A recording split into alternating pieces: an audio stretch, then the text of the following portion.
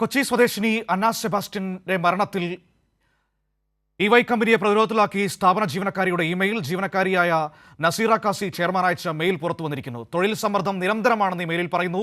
കീർത്തി ചേരുകയാണ് വിവരങ്ങളുമായി. കീർത്തി, അന്നയുടെ മരണത്തിൽ ഏറ്റവും പ്രധാനപ്പെട്ട ആരോപണം എന്ന് പറയുന്നത് അമിതമായ ജോലിഭാരമാണ് മരണകാരണം എന്നത് തന്നെയായിരുന്നു. ഇപ്പോൾ ആ സ്ഥാപനത്തിലെ മറ്റൊരു ജീവനക്കാരിയുടെ ഇമെയിൽ സന്ദേശവും പുറത്തു വന്നിരിക്കുകയാണ്. എന്താണ് ആ ഇമെയിൽ സന്ദേശത്തിൽ പറയുന്നത്? ഈ ഇമെയിൽ എപ്പോൾ ആർക്കയച്ചതാണ്?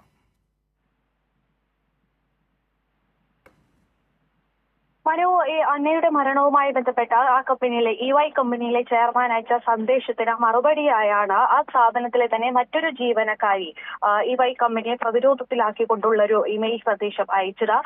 ജീവനക്കാരിയായ നസീറ ഖാസിയാണ് ചെയർമാന് ഇമെയിൽ അയച്ചത്.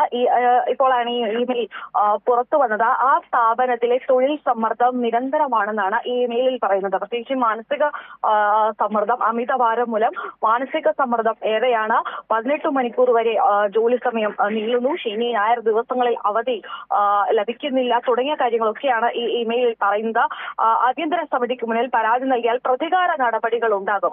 ഇവിടെ ഈ ഒരു കമ്പനിയിൽ സാധാരണ ഈ ഇന്റർനാഷണൽ കമ്പനികൾ, ഒപ്പം തന്നെ ഈ കോർപ്പറേറ്റ് കമ്പനികളിൽ ഒരു ഫോറം ഉണ്ടാകാറുണ്ട്. ഇത്തരം എന്തെങ്കിലും പരാതികളൊക്കെ അറിയിക്കാനുള്ള ഒരു ഫോറം ഉണ്ടാകാറുണ്ട്. അങ്ങനെ ഒരു ഫോറം ഈ കമ്പനിയിലും ഉണ്ട്. എന്നാൽ ഇങ്ങനെ പരാതി എന്തെങ്കിലും നൽകുകയാണെങ്കിൽ അവിടെ അത്തരം പരാതി നൽകിയാൽ ഒരു പ്രതികാര നടപടി ഉണ്ടാകാറുണ്ട്. അതുകൊണ്ട് തന്നെ നിരവധി ആളുകൾ ഇങ്ങനെ പരാതി പറയാനൊക്കെ ഭയക്കാറുണ്ടെന്നാണ് പറയുന്നത്. അതേപോലെ തന്നെയാണ് ഈ അന്നയ്ക്കും ഇങ്ങനെ അവിടെ ഒരു ഫോറം ഉള്ളത്. അങ്ങനെ ഒരു ഫോറം അവിടെ പ്രവർത്തിക്കുന്നതായി തന്നെ അറിയില്ലായിരുന്നു. മാർച്ചിലാണ് അന്ന ആ കമ്പനിയിൽ ഇവൈ കമ്പനിയിൽ ജോലി ചെയ്യുന്നത്, ജോലിക്ക് ജോയിൻ ചെയ്യുന്നത്. പിന്നീടാണ് ഇത്തരം സംഭവങ്ങൾ ഉണ്ടാകുന്നത്. ശനി ഞായർ ദിവസങ്ങളിൽ ഈ കമ്പനികളിൽ അവധിയാണ്. എങ്കിൽ പോലും അവിടെ അവധി ലഭിക്കാതെ വരിക, ഓവർ ടൈം ഡ്യൂട്ടി ചെയ്യുക തുടങ്ങിയ കാര്യങ്ങളൊക്കെയാണ് ഉണ്ടാകുന്നത്. ഈ ഒരു സംഭവത്തിന് ശേഷം ഈ ഒരു വാർത്ത പുറത്തു വന്നതിന് പിന്നാലെയാണ് കൂടുതൽ പരാതികൾ, ഈ കമ്പനിയെ പ്രതിരോധത്തിലാക്കിക്കൊണ്ടുള്ള കൂടുതൽ പരാതികൾ ഇപ്പോൾ വരുന്നത്. ഒപ്പം തന്നെ അന്നയുടെ പിതാവ് നമ്മളോട് സംസാരിച്ചപ്പോൾ കഴിഞ്ഞ ദിവസം ഇവൈ കമ്പനിയിലെ അധികൃതർ, അവിടുത്തെ ഒരു സീനിയർ മാനേജർ, ഒപ്പം തന്നെ അവിടുത്തെ HR മാനേജറൊക്കെ അന്നയുടെ വീട്ടിലെത്തുകയും ഇവരൊക്കെ സംസാരിക്കുകയും ചെയ്തിരുന്നു. എന്നാൽ ഈ മരണം നടക്കുന്നത് ജൂലൈയിലാണ്. ആ ഒരു സമയത്ത് പോലും, സംസ്കാര സമയത്ത് പോലും ആ കമ്പനിയെ പ്രതിനിധീകരിച്ചുകൊണ്ട് ആരും തന്നെ എത്തിയിരുന്നില്ല.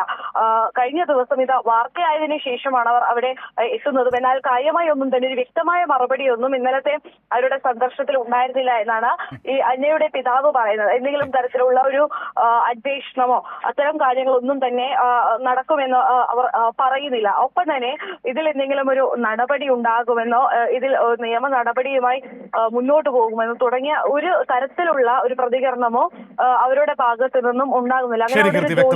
വളരെ ഗൗരവതരമായ ഒരു പ്രശ്നം തന്നെയാണ് അഡ്രസ് ചെയ്യപ്പെടുന്നത്. അതായത് ഈ ഏണസ്റ്റ് ആൻഡ് യങ് കമ്പനിയിൽ തൊഴിൽ സമ്മർദ്ദം പതിവാണെന്നാണ് ഇപ്പോൾ മറ്റൊരു ജീവനക്കാരി അയച്ച മെയിലിൽ നിന്ന് നമുക്ക് മനസ്സിലാക്കാൻ വേണ്ടി കഴിയുന്നത്. കമ്പനിയുടെ ചെയർമാൻ, അന്നയുടെ മരണത്തെ തുടർന്ന് ഉള്ള വാർത്തകളുടെ പശ്ചാത്തലത്തിൽ കമ്പനിയുടെ ചെയർമാൻ അയച്ച മെയിലിലാണ് അവർ ഈ തൊഴിൽ സമ്മർദ്ദം സ്ഥിരമായിട്ടുണ്ട്, പരാതിപ്പെടാൻ പോയാൽ പ്രതികാര നടപടികൾ ഉണ്ടാകും എന്നതടക്കമുള്ള കാര്യങ്ങൾ വിശദീകരിച്ചുകൊണ്ട് പറഞ്ഞിരിക്കുന്നത്. വിവരങ്ങളാണ് കീർത്തി കൊച്ചിയിൽ നിന്ന് നൽകിയത്.